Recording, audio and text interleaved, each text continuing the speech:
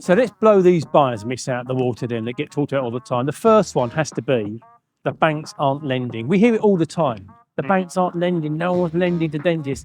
Absolute rubbish. The banks, it's a green light sector. They are lending. What's yours? Mine is corporates. Corporates are the only people buying dental practices. I mean, it's just rubbish, isn't it?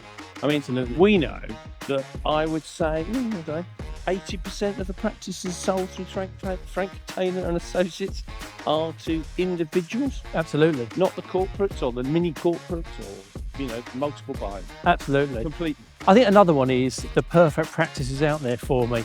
The chances are it isn't. So if you've got a buying list of say 10 things, if you could get to 4 or 5 out of 10, you should take that really seriously.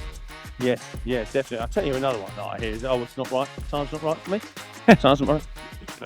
But when do the stars and the sun align for that perfect moment? Yeah. And the answer is, you will prevaricate until you never do anything. Yeah. So the time is now.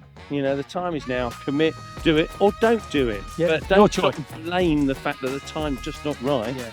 And another one is dental practices are overpriced. I mean, without doubt, values are high.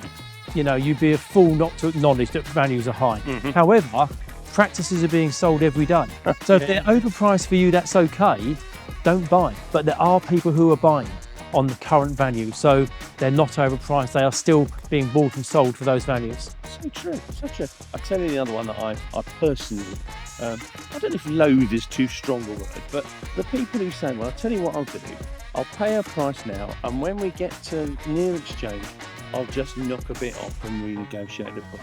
And the answer is not going to happen, because the risk is you do that, you won't complete, the deal will collapse, and you will lose your deposit. And also, you've just tried to do it around the back of the school. It could prejudice any future deals that you want to be involved in as well. Yeah. And the other one on that is, even if, say for instance, you try to knock 100 grand off, and a vendor sort of does 50 grand, what's that relationship going to be? Yeah.